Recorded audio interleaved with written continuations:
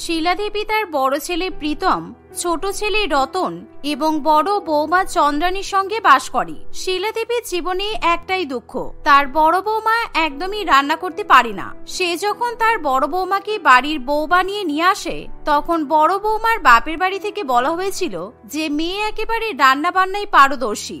কিন্তু তখন শিলা দেবী বুঝতে পারেনি যে তার বাবা মা একেবারে ঠপ দিয়েছে। বিয়ের পর একদিন, বৌমা, আমি আর আমার ছেলে আর অনলাইনের খাবার খেতে পারছি না। আজকে দুপুরবেলা তুমি কি রান্না করবে বলো তো? কারণ প্রত্যেকদিন এরকম রান্না জানো না সেই দোহাই দিয়ে দয়া করে আর কাজে ফাঁকি দিও না। না না মা, কাজে ফাঁকি দেওয়ার কি আছে? ঠিক আছে, আজকে আপনাকে আর অনলাইন থেকে খাবার অর্ডার করে খেতে হবে না। আজকে আমি আপনাকে মটন কষা, ফ্রাইড রাইস আর চিকেনের কোরমা রান্না করে খাওয়াবো। বড় বৌমার মুখে এমন কথা শুনে শিলা দেবী প্রচন্ড পরিমাণে অবাক হয়, কারণ যে কিনা রান্না করতে পারে না সে একেবারে রেস্টুরেন্টের বাবুর্চির মতো রান্না করে খাওয়াবে, এটা হতেই পারে না। আর এটা পুরোপুরিভাবে অবাস্তব ব্যাপার স্যাপার ছিল। কিন্তু যেহেতু বড় বৌমা বলেছে সে রান্না করে খাওয়াবে, তাই শিলা দেবী তার কথাতে বিশ্বাস করে। ঠিক আছে, তুমি যখন বলছো তুমি এত যত্ন করে আজকে দুপুরে আমাদেরকে রান্না করে খাওয়াবে, তাহলে যাও, তাড়াতাড়ি রান্না বান্না শুরু করে দাও। বড় বৌমা শাশুড়ি মায়ের কথা শুনে তাড়াতাড়ি রান্নাঘরে চলে যায়। আর 1 ঘন্টা হতে না হতেই তার রান্না বান্না কমপ্লিট হয়ে যায়। এইদিকে তার শাশুড়ি মা বেশ খুশি হয়।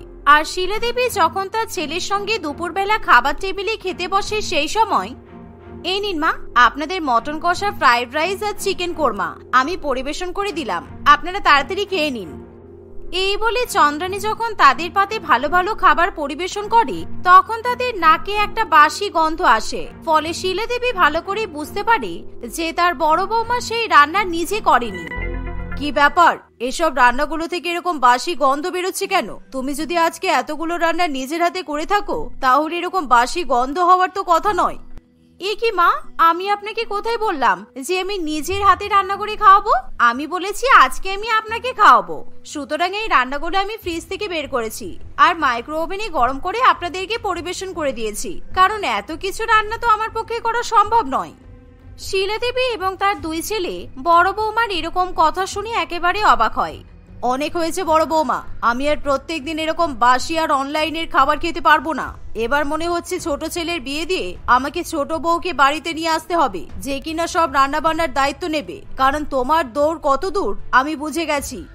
হ্যাঁ ভালো তো, আমি তো কবে থেকেই বলছি আপনার ছোট ছেলের বিয়ে দিন, কিন্তু আপনি তো আমার কথা শোনেন না। আর এবারই সঠিক সময়, কারণ আমার ছোট দেওর ভালো সরকারি অফিসে চাকরি পেয়ে গেছে। তাই আপনি ওর বিয়ে দিয়ে আমার ছোট জাকে নিয়েই আসুন, আমিও আমার ছোট জায়ের হাতে রান্না খেতে চাই। এই শুনে শিলা দেবী এবার তার ছোট ছেলের বিয়ে দেওয়ার জন্য ভালো গুণবতী রান্নাবান্না জানা সংস্কারী মেয়ের সন্ধান করতে শুরু করে। আর কিছুদিনের মধ্যেই পেপারে বিজ্ঞাপন মারফত সেই শালিনীর সন্ধান পায়। শালিনী দেখতে অতিশয় সুন্দর আর তার হাতের রান্না খুবই ভালো। বিশেষ করে সে বাঙালি রান্নাবান্না করতে একেবারে পটু। কিন্তু এই রান্নাবান্না জানার পেছনেও একটা গল্প ছিল। একদিন শিলা দেবী তার বড় বৌমা এবং 2 ছেলেকে নিয়ে শালিনীকে দেখতে যায়। দেখুন দিদি, আপনার মেয়েকে দেখতে সত্যিই সুন্দর, কিন্তু দেখতে সুন্দর হলে তো আজকালকার দিনে চলে না। আমার একটাই চাওয়া, সেটা হলো আপনার মেয়েকে ভালো করে রান্না বান্না জানতে হবে। কারণ আমি চাই আমার ছোট বৌমা শ্বশুর বাড়িতে গিয়ে রান্না বান্নার সমস্ত দায়িত্ব নিক। শিলা দেবীর কথা শুনে শালিনী মনে মনে খুবই খুশি হয়। হ্যাঁ, আমি সব ধরনেরই রান্না বান্না করতে পারি। আর আজকে আমি আপনাদের জন্য মটন বিরিয়ানি, চিকেন চাপ, চিকেন চাউমিন, মাটন রোল সবকিছু রান্না করেছি। রান্না করতে আমার কোনো অসুবিধা নেই। যাক, আমার সমস্যার সমাধান হলো। তাহলে কোথায় তোমার রান্নাগুলো নিয়ে এসো, আমাদেরকে একটু পরিবেশন করে খাওয়াও। তোমার হাতে রান্না খেয়ে আমরা একটু ধন্য ধন্য করি। না হলে আমার বড় বৌমা যা রান্না বান্না করে সে কথা আর বললাম না। ঠিক আছে মা, আগে থেকে এত প্রশংসা করতে হবে না। আগে ওর হাতে রান্না খেয়ে দেখুন, তারপর কথা বলবেন। আর সবার সামনে এরকম আমাকে অপমান করবেন না। বড় বৌমার কথায় শাশুড়ি মা পাত্তা দেয় না, কারণ এতদিন পর সে নিজের মন পছন্দের রান্না করতে পারা এবং বিভিন্ন রকমের রান্নায় পারদর্শী ছোট বৌমা খুঁজে পেয়েছে। তাই শিলা দেবীর কাছে তার ছোট বৌমার কোনো জবাব নেই। শালিনী তখনই তাড়াতাড়ি করে রান্নাঘরে চলে যায় আর সে বিভিন্ন রকমের খাবার নিয়ে আসে এবং তার হবু শ্বশুরবাড়ির লোকেদের পরিবেশন করে খাওয়ায়। শিলা দেবী একেবারে সেই খাবারগুলো খেয়ে বুঝে যায় যে খাবারগুলো একদম পাকা হাতের রান্না। দারুণ দারুণ, তুমি একেবারে দারুণ রান্না করেছো ছোট বৌমা। তুমি আমার বাড়ির বউ হওয়ার একেবারে উপযুক্ত। এই যে চন্দ্রানী, তুমি তো খুব আমাকে কথা শোনাচ্ছিলে, এবার নিজে খেয়ে বোঝো যে আমার ছোট বৌমা কত ভালো রান্না করতে পারে। আর আমি আমার ছোট বৌমার জন্য প্রথম রান্নার অনুষ্ঠান একেবারে ধুমধাম করে করব, যেটা আমি তোমার বেলায় করতে পারিনি, কারণ তুমি তো রান্না বান্না করতেই পারো না। শিলা দেবীর এমন কথা শুনি তার হবু ছোট বৌমার বুক একেবারে গর্বে ফুলে ওঠে, আর অন্যদিকে বড় বৌমা জ্বলে পুড়ে মরে। কারণ সত্যি রান্নাগুলো খেয়ে চন্দ্রানীর একেবারে মুখ বন্ধ হয়ে যায়, কারণ শালিনী দারুণ খাবার রান্না বান্না করে। এভাবে শালিনীর সঙ্গে রতনের বিয়ের দিন পাকা হয়, আর দেখতে দেখতে কিছুদিনের মধ্যেই তাদের ধুমধাম করে বিয়ে হয়। বিয়ের পর ছোট বৌমা, আজকে তোমার রান্নাঘরের প্রথম অনুষ্ঠান পালন করা হবে, সেই জন্য আমি একেবারে রান্নাঘর ফুল দিয়ে, গোলাপ ফুলের পাপড়ি দিয়ে খুব সুন্দর করে সাজিয়ে দিয়েছি। আর কিছুক্ষণের মধ্যে সব আত্মীয় স্বজনও চলে আসবে, তাই তুমি তাড়াতাড়ি করে রান্নাঘরে যাও আর বিভিন্ন রকমের রান্না বান্না শুরু করে দাও, কেমন? আচ্ছা মা, ঠিক আছে, আমি স্নান করে নতুন শাড়ি জামা কাপড় পরে রান্নাঘরে রান্না করতে চলে যাচ্ছি। বিয়ের পর শালিনী তার শাশুড়ি মায়ের সব কথাতেই রাজি হয়ে যায়, আর সেই ব্যাপারে চন্দ্রানীর একটু খটকা লাগে, কারণ এত ভালো ছোট যা পাওয়া সত্যিই ভাগ্যের ব্যাপার। তাই চন্দ্রানী শালিনীকে একদমই বিশ্বাস করতে পারে না। আমার মনে হচ্ছে ডালে নিশ্চয়ই কালো পাথর আছে। এই ছোট যা যখন আজকে রান্নাঘরে প্রথম রান্না করবে, তখন আমি ভালো করে ওর উপর নজর রাখবো। ও কি করে আমাকে দেখতে হবে। অন্যদিকে শালিনী বাথরুমে গিয়ে সুন্দর করে স্নান করে একটা নতুন শাড়ি পরে সেজেগুজে তৈরি হয়, আর সে রান্নাঘরে চলে যায় বিয়ের পর তার প্রথম রান্নার অনুষ্ঠান পালন করার জন্য। ইতিমধ্যে বাড়িতে সব আত্মীয় স্বজনও চলে আসে, আর শালিনীর কাছে রান্না বান্না করার লিস্টও পৌঁছে যায়। তাকে বলা হয় মটন বিরিয়ানি, মটন চাপ, সিমুই, ক্ষীর এবং তার সাথে আমের আইসক্রিম তৈরি করতে। শালিনী যখন রান্নাঘরে রান্না করতে যায়, তখন চন্দ্রানী তার পিছু নিয়ে লুকিয়ে লুকিয়ে শালিনীকে দেখতে শুরু করে। আর সেই সময় শাশুড়ি মা পাড়া প্রতিবেশীদের সামনে তার ছোট বৌমার রান্নার প্রশংসা করতে ব্যস্ত থাকে। আমার ছোট বৌমা এত সুন্দর রান্না করতে পারে না, এই পাড়ার কোনো বৌমা আমার ছোট বৌমার ধারে কাছে ঘেঁচতে পারবে না। দেখতে হবে না যে কে আমার ছোট বৌমাকে পছন্দ করে নিয়ে এসেছে, সে হলো আমি। আর আমি তোমাদের সবাইকে আজকে নিমন্ত্রণ করে খাওয়াবো, দেখবে। আচ্ছা ঠিক আছে ঠিক আছে, আগে থেকে প্রশংসা করো না, আগে তোমার ছোট বৌমার হাতে রান্না খাই, তারপর বুঝবো যে কেমন রান্না করতে পারে। আজ পর্যন্ত আমাদের পাড়ায় আমার বৌমাই সব থেকে বেশি ভালো রান্না করে, এটাই তো আমি জানি। হ্যাঁ জানা আছে মালতীর মা, তোমার বৌমা কত ভালো রান্না করে। রান্নার ঝোলে নুন কম, ডালের মধ্যে মিষ্টি, ওই রান্নার প্রশংসা তুমি আর করো না। যে কিনা নুন, মিষ্টি আর ঝালের পরিমাপ বোঝে না, সে কখনো ভালো রাঁধুনি হতে পারে না। এভাবেই পাড়ার মহিলাদের মধ্যে একটু ছোটখাটো কথা কাটাকাটি হতেই থাকে। অন্যদিকে শালিনী এত রান্নার ফিরিস্তি দেখে তার মাকে ফোন করে, কিন্তু সে বুঝতে পারে না তার বড় যা তাকে লক্ষ্য রাখছে। ওমা, আজকে আমার শাশুড়ি মা আমাকে মটন বিরিয়ানি, মটন কোরমা, সিমুই, ক্ষীর কত কিছু রান্না করতে দিয়েছে। এবার কি হবে মা? কারণ আমি তো রান্না করতেই পারি না। তুমি একেবারে আমাকে ফাঁসিয়ে দিলে কেন মা? আমার শ্বশুর বাড়ির লোককে তুমি মিথ্যা কথা কেন বলতে গেলে যে আমি ভালো রান্না বান্না করতে পারি? এবার আমি কি করব? শালিনী এই কথা বলা মাত্রই চন্দ্রানী একেবারে লাফিয়ে ওঠে, কারণ সে তার ছোট চায়ের এত ভালো রান্না বান্নার পেছনে আসল সত্যি কথা জেনে যায়। কিন্তু সে কিছুতেই বুঝতে পারে না যে কিভাবে নিজের শাশুড়ি মায়ের সামনে সে তার ছোট চায়ের মুখোশ খুলে দেবে। তাই সে তাড়াতাড়ি করে নিজের শাশুড়ি মায়ের কাছে চলে যায়, আর শাশুড়ি মায়ের কানে গুজগুজ করে কথা বলতে থাকে। আর শালিনীর কথা শুনে শিলা দেবীর মাথায় একেবারে আকাশ ভেঙে পড়ে, আর সে তার বড় বৌমার সঙ্গে রান্নাঘরে চলে যায়। এ কি ছোট বৌমা, আমি তোমার নামে কি শুনছি? তুমি নাকি রান্না বান্না করতে পারো না? তাহলে বিয়ের আগে তুমি সেদিন আমাদের অত ভালো ভালো রান্না করে কি করে খাওয়ালে? তুমি নিশ্চয়ই মজা করছো, বলো। এই যে ছোট বৌমা, তুমি বলো না তুমি মজা করছো। ও কিছু মজা করছে না মা, ও একদম সত্যি কথা বলছে। দেখছেন না কেমন ভয় পাচ্ছে? আর আপনি আমাকে বলতেন আমার মা নাকি মিথ্যা কথা বলে আমার বিয়ে দিয়েছে। এই দেখুন, আপনার ছোট বৌমাও বাপের বাড়ি থেকে মিথ্যা কথা বলে এসেছে। তাই আমি ভাবি আজকালকার দিনের মডার্ন মেয়ে এত ভালো রান্না বান্না জানবে? অসম্ভব। শাশুড়ি মা এবং বড় যা একসঙ্গে চেপে ধরলে ছোট বৌমার মিথ্যা কথা বলতে পারে না। সে কাঁদতে কাঁদতে সত্যি কথা বলতে বাধ্য হয়। শালিনীও চন্দ্রানীর মতো রান্না বান্না করতে পারে না। তাকে তার বাবা মা বাড়িতে তুলোই করে মানুষ করেছে। তবে বিয়ের আগে শালিনীর হয়ে রান্না বান্না কে করেছিল সেই নিয়ে তার বড় যা এবং শাশুড়ি মা প্রশ্ন করে। বিয়ের আগে আমি রান্না বান্না করিনি মা। আমার দাদার বউ মানে আমার বড় বৌদি দারুণ রান্না করতে পারে। ওর রান্নার কোনো তুলনাই হয় না। তাই আমার মা বড় বৌদিকে শাসিয়ে ওই রান্নাবান্নাগুলো করিয়ে নিয়েছিল যাতে আমার বিয়েটা ভেঙে না যায়। আর আমার মা ওই রান্নাগুলো আমার রান্না বলে চালিয়ে দিয়েছে। আর আপনাদের যাতে সন্দেহ না হয় সেই কারণে বড় বৌদি আর আপনাদের সামনে আসেনি। হাই হাই রে, আমি আমার রান্না না জানা বড় বৌমার হাত থেকে বাঁচতে গিয়ে ছোট বৌমাকে বাড়িতে নিয়ে এলাম যে কিনা আমাদেরকে রান্না করে খাওয়াবে, কিন্তু তুমিও রান্না করতে পারো না। আমার কপালটা একেবারে পুরো ফেটে গেল। এদিকে আমি পাড়া প্রতিবেশীদের সামনে তোমার নামে ঢাক পিটিয়ে বসে আছি তুমি নাকি দারুণ রান্না করো। এবার আমি কি করব আমি কিছু বুঝতে পারছি না। যে করে হোক তোমাকে এই প্রথম রান্নার অনুষ্ঠান করতে হবে আর সবাইকে খাওয়াতে হবে, না হলে কিন্তু আমি তোমাকে আজকেই বাপের বাড়িতে পাঠিয়ে দেব। এই বলে শিলা দেবী সেখান থেকে চলে যায়। আর চন্দ্রানী মনে মনে ভারী মজা পায়, কারণ সে একেবারে ছোট যাকে জব্দ করতে পেরেছে। ফলে সেও হাসতে হাসতে শাশুড়ি মায়ের পেছন পেছন রান্নাঘর থেকে চলে যায়। আর সেই মুহূর্তে শালিনী কিছু বুঝতে না পেরে তার বৌদিকে ফোন করে বসে। ও বৌদি, তুমি আমাকে এই যাত্রায় বাঁচিয়ে নাও, কারণ আমি সত্যি আজকে রান্না বান্না করতে পারবো না। আর আমি যদি রান্না বান্না করতে না পারি আমাকে আমার শাশুড়ি মা বলেই দিয়েছে বাপের বাড়িতে পাঠিয়ে দেবে। তুমি যেমন বিয়ের আগে আমাকে বাঁচিয়েছিলে তেমন আজকেও বাঁচিয়ে নাও প্লিজ। ঠিক আছে, তুমি বেশি চিন্তা করো না। তোমাকে কি কি রান্না করতে বলেছে তুমি আমাকে বলো, তারপর দেখছি আমি কি করা যায়। আর একদম কান্নাকাটি করো না, কেমন? শালিনী তার বৌদির কথা শুনে খুবই খুশি হয়। আর সে একে একে সব রান্নার নাম বলে দেয়। আর তার বৌদি ভালো করে সেই রান্না বান্না করতে শুরু করে দেয়। প্রায় 1 ঘন্টার মধ্যেই রক্তিমা সব রান্না বান্না করে নেয়। আর রক্তিমা তখন হোম ডেলিভারির মাধ্যমে সব রান্না বান্না তার ননদের শ্বশুর বাড়িতে পাঠিয়ে দেয়। এভাবেই শালিনীর প্রথম রান্নার অনুষ্ঠানে বাপের বাড়ি থেকে খাবার রান্না করে পাঠানো হয়। আমি পেছনের দরজা দিয়ে সব রান্না বান্না নিয়ে নিই, তাহলে আত্মীয় স্বজন কেউ বুঝতে পারবে না আর আমার শাশুড়ি মায়ের সম্মানও বজায় থাকবে। এই বলে শালিনী পেছনের দরজা দিয়ে সব রান্না বান্না নিয়ে নেয়। আর কিছুক্ষণের মধ্যে সকলের সামনে গরম গরম সব রান্না পরিবেশন করে।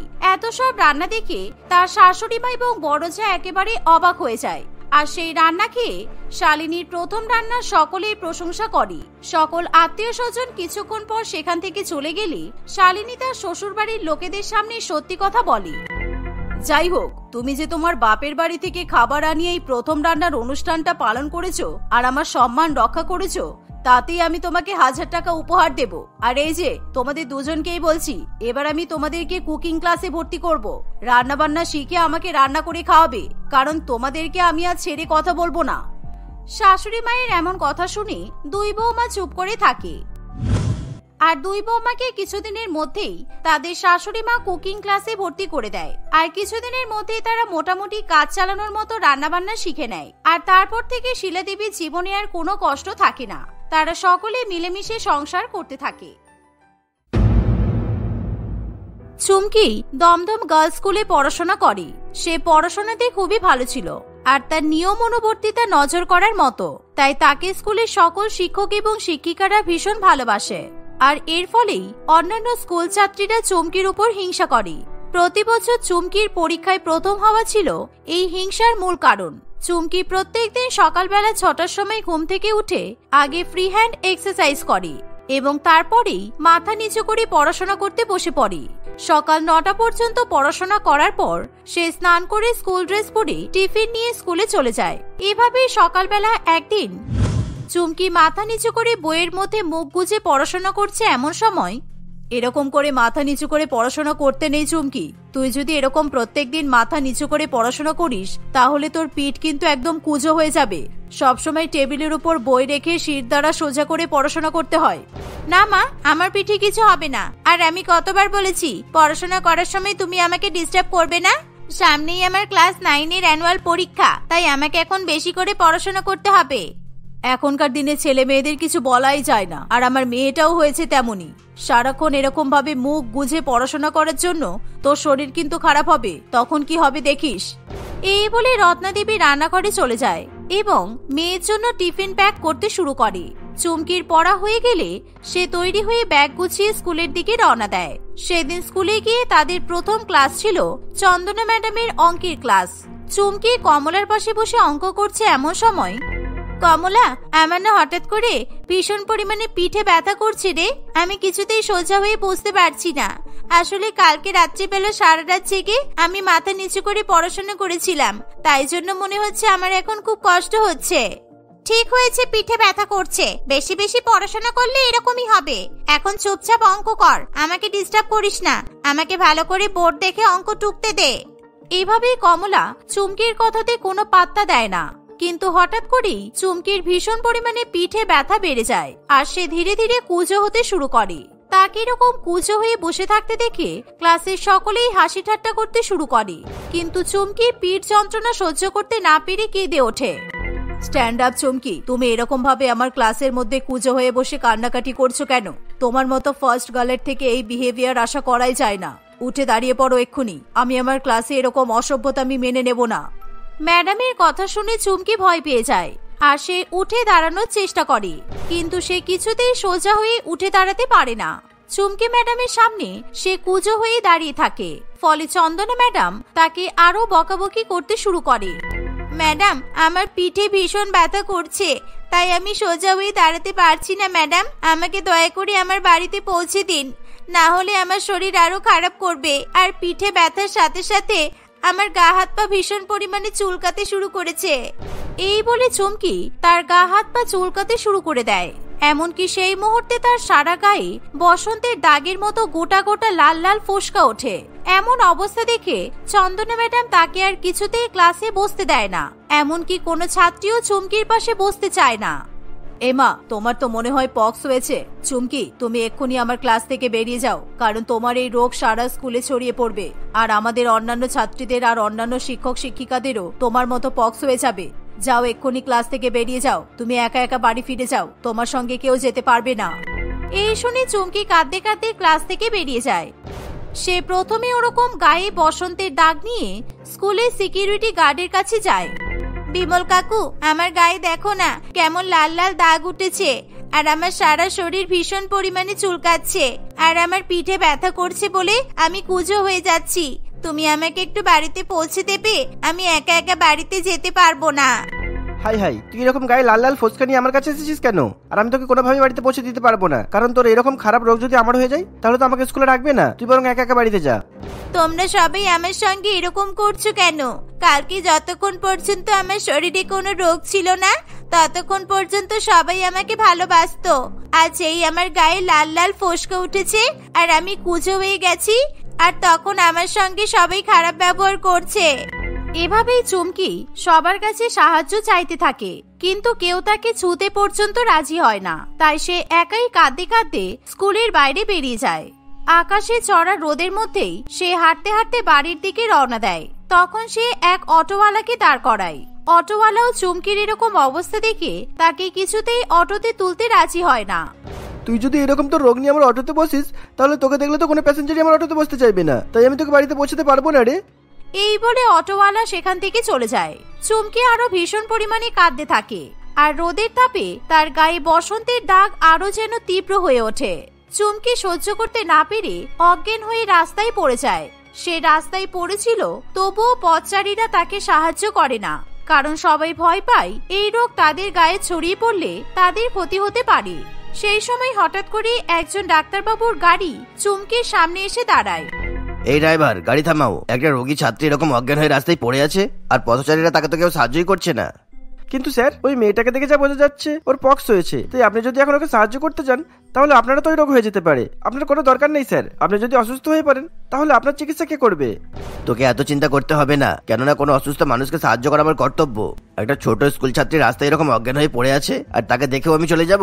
এরকম করলে তো আমার ডাক্তারের নামে লজ্জা হওয়া দরকার। আর এখনকার দিনে দেখছি মানুষত্ব একদম হারিয়ে গেছে। এই বলে ডাক্তারবাবু গাড়ি থেকে নেমে পড়ে এবং সে চুমকির পক্স রোগ উপেক্ষা করে তাকে কোলে নিয়ে নিজের গাড়িতে তুলে নেয়। সে চুমকিকে নিয়ে নিজের চেম্বারে চলে যায়। ডাক্তারবাবু চুমকির চিকিৎসা করে তার গায়ে মলম লাগিয়ে দেয়। সেই সাথে ডাক্তারবাবু ধীরে ধীরে চুমকির কুঁজো পিঠেরও চিকিৎসা করতে শুরু করে। এমন সময় হঠাৎই চুমকির জ্ঞান ফিরে আসে। মা, তোমার কি শরীর খারাপ লাগছে? আর তুমি কোথায় থাকো? তোমার বাড়ির ফোন নাম্বার আমাকে দেবে, তাহলে তোমার বাবা মাকে ফোন করে আমি তোমার অসুস্থতার কথা জানাতে পারবো। ডাক্তারবাবুর কথা শুনে চুমকি কান্নাকাটি করে। সে নিজের রোগের কথা ডাক্তারবাবুকে খুলে জানায়, এমনকি স্কুলের তরফ থেকে পাওয়া ব্যবহারের কথাও সে ডাক্তারবাবুকে বলে। চুমকি তার মায়ের নাম্বার ডাক্তারবাবুকে দিলে ডাক্তারবাবু চুমকির মাকে ফোন করে চেম্বারে আসতে বলে দেয়। কিছুক্ষণের মধ্যেই রত্নাদেবী কাঁদতে কাঁদতে ডাক্তারবাবু চেম্বারে এসে উপস্থিত হয়। আমার মেয়ের কি হয়েছে ডাক্তারবাবু? আমি ওকে অনেকবার বারণ করতাম, এরকম নিচু হয়ে পড়াশোনা করবি না, তাহলে তুই কুচো হয়ে যেতে পারিস, কিন্তু এই আমার কোনো কথা শোনেনি। আপনি দয়া করে আমার মেয়েকে বাঁচান ডাক্তারবাবু। আপনি এত চিন্তা করবেন না, আমি ওর কুজো পেটের চিকিৎসা শুরু করে দিয়েছি। আর ওর পক্স রোগ হয়েছে। এরকম বসন্তকালে বসন্ত রোগ হওয়াটা স্বাভাবিকই, আর এই রোগ ঠিক হতে 1 মাস সময় লাগবে। তবে আমি ওর মুখ থেকে ওর স্কুলের কর্তৃপক্ষ সম্বন্ধে যা শুনলাম সেটা শুনে আমার ভীষণ খারাপ লাগলো, তাই আমাদের তাদের বিরুদ্ধে স্টেপ নেওয়া উচিত। এই বলে ডাক্তারবাবু চুমকির গায়ে একটা শাল জড়িয়ে দেয় এবং চুমকিও তার মাকে নিয়ে সেই মুহূর্তেই চুমকির স্কুলে গিয়ে পৌঁছায়। ডাক্তারবাবু প্রথমে স্কুলের প্রিন্সিপাল ম্যাডাম সুচরিতার সঙ্গে দেখা করে। প্রিন্সিপাল ম্যাডাম এরকম রোগী স্কুল ছাত্রীকে দেখে আগেই মুখে মাস্ক পরে নেয়। দেখুন স্যার, আমাদের এই বিষয়ে কিছু করার নেই, কারণ এই বসন্ত রোগ ভীষণ পরিমাণে ছোঁয়াছে, তাই আমরা চুমকিকে কোনো রকম ভাবে সাহায্য করতে পারবো না। আর এমনিতেই 1 সপ্তাহের মধ্যে আমাদের অ্যানুয়াল পরীক্ষা শুরু হবে, তাই আমার মনে হয় চুমকি এই বছর পরীক্ষা দিতে পারবে না। আপনি একজন স্কুলের প্রিন্সিপাল হয়ে এরকম কথা কি করে বলতে পারেন? ঠিক আছে, আমি মানছি সমস্ত ছাত্রছাত্রীদের সাথেও মিশে ক্লাস করতে পারবে না, কিন্তু পরীক্ষা দিতে কেন পারবে না? পরীক্ষা দিতে না দেওয়াটা তো একেবারেই ঠিক নয়।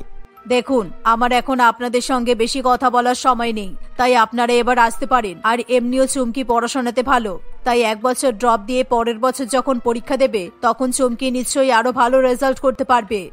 এই বলে সুচরিতা দেবী রোগী স্কুল ছাত্রীকে নিজের রুমের বাইরে বের করে দেয়।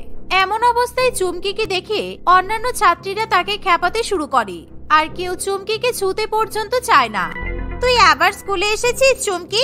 ইস, তোকে দেখতে কত খারাপ হয়ে গেছে। এই লাল লাল দাগগুলো তোর মুখের চেহারা একদম বদলে দিয়েছে। আর এই বছর তুই অ্যানুয়াল পরীক্ষা দিতে পারবি না। ছি ছি, আমার তোর জন্য খুব খারাপ লাগছে রে। এসব শুনে চুমকি কান্নাকাটি করতে শুরু করে। চুমকি আর কিছুতেই সেখানে দাঁড়াতে চায় না। সে ডাক্তারবাবু এবং তার মায়ের সঙ্গে বাড়িতে ফিরে যায়। মা, সবাই আমার সাথে খুবই খারাপ ব্যবহার করেছে। আমার মনে হয় না এই বছর আমি অ্যানুয়াল পরীক্ষা দিতে পারবো। আমাকে 1 বছর ড্রপ দিতে হবে। আমার ভালো করে পড়াশোনা করেও তো কোনো লাভ হলো না মা। আমার যে রোগ হয়েছে এতে তো আমার কোনো দোষ নেই বলো। কান্নাকাটি করিস না মা, দেখবি সব ঠিক হয়ে যাবে। ঈশ্বর কখনো তোর অমঙ্গল করবে না, কারণ যারা পরিশ্রম করে তারা ঠিক নিজেদের ফল পায়। এভাবেই দেখতে দেখতে 1 সপ্তাহ কাটে। স্কুলে অ্যানুয়াল পরীক্ষা শুরু হলে ডাক্তারবাবু আবার চুমকিকে নিয়ে গিয়ে স্কুলে উপস্থিত হয়। চুমকি সারা গায়ে শাল চাপা দিয়ে থাকে, যাতে সেই জীবাণু ছড়িয়ে না পড়ে। তুমি আবার স্কুলে এসেছো? কিছুদিন আগেই তো প্রিন্সিপাল ম্যাডাম তোমাকে ঘাড় ধাক্কা দিয়ে স্কুল থেকে বের করে দিয়েছিলেন, তবুও তুমি শোধরালে না। তুমি এরকম নিজের রোগ নিয়ে স্কুলে চলে এসেছো কেন? আপনি এরকম ভাবে একটা রোগী স্কুল ছাত্রীর সাথে বাজে ব্যবহার করতে পারেন না। বাদবাকি পরীক্ষার্থীদের মতো ও একজন পরীক্ষার্থী, তাই আপনাকে ওকে পরীক্ষায় বসতে দিতেই হবে। এবার যদি আপনি বেশি বাড়াবাড়ি করেন তাহলে কিন্তু আমি চুমকিকে প্রিন্সিপাল ম্যাডামকে বলে স্কুল থেকে ঘাড় ধাক্কা দিয়ে আবার বের করে দেব, আর জীবনে কোনোদিনও চুমকি স্কুলে আসতে পারবে না। এই বলে চন্দনা ম্যাডাম জোর করে চুমকিকে ক্লাসের বাইরে বের করে দিতে চায়, কিন্তু সেই সময় স্কুলের ট্রাস্টি বোর্ডের একজন মেম্বার পরিতোষবাবু স্কুলে এসে উপস্থিত হয়। আর সে চন্দনা ম্যাডাম এবং স্কুল কর্তৃপক্ষের এরকম ব্যবহার দেখে তাদের উপর ভীষণ পরিমাণে রেগে যায়। সে তখনই বিমল এবং সুচরিতা দেবীকে সেখানে ডেকে পাঠায়। আপনাদের লজ্জা করে না একজন স্কুল স্টুডেন্টের সাথে এরকম অসভ্যের মতো ব্যবহার করতে? আর তাছাড়া স্কুলের বুলেটিনে তো ভালো করে উল্লেখ করা আছে যে এই সিজনে কোনো ছাত্রছাত্রীর পক্স হয়ে গেলে তাদেরকে আলাদা ক্লাসরুমে বসিয়ে বা মশারির মধ্যে পরীক্ষা নেওয়ার ব্যবস্থা করা হবে, কিন্তু সেই ব্যবস্থা না করে আপনারা এত ভালো স্টুডেন্টকে স্কুল থেকে বাইরে বের করে দিচ্ছেন। আচ্ছা, আপনার যদি এমন পক্স হতো আর আপনার সাথে যদি এরকম খারাপ ব্যবহার করা হতো তাহলে আপনি মেনে নিতে পারতেন? একবার নিজের কথা ভেবে দেখুন। সুতরাং আপনারা কিভাবে এইটুকু একটা বাচ্চার উপর মানসিক নির্যাতন করতে পারেন? আর এই ছোট্ট স্টুডেন্টটা কারোর কাছ থেকে সাহায্য না পেয়ে রাস্তার মাঝখানে অজ্ঞান হয়ে পড়েছিল, এমনকি আপনাদের স্কুলের সিকিউরিটি গার্ডের কাছেও সাহায্য চেয়েছিল, ওকে কেউ হেল্প করেনি। তাই আমি চাইলে বিমলকে এখন স্কুল থেকে বার করে দিতে পারি। চন্দনা ম্যাডাম পরিতোষবাবুর এই কথা শুনে খুবই ভয় পেয়ে যায়, তাই সে তুতলিয়ে কথা বলতে শুরু করে। না মানে স্যার, আপনি আমাদেরকে ভুল ভাবছেন। ওকে যদি আমাদের স্কুলে বসিয়ে পরীক্ষা দেওয়ার ব্যবস্থা করা হয়, আর তাহলে যদি অন্যান্য ছাত্রীদেরও পক্স হয়ে যায় তাহলে কি হবে বলুন স্যার? আমাকে ক্ষমা করে দেবেন স্যার, আমার খুব ভুল হয়ে গেছে। আমি আর কখনো এরকম ব্যবহার করব না, কিন্তু আমাকে চাকরি থেকে বার করবেন না প্লিজ।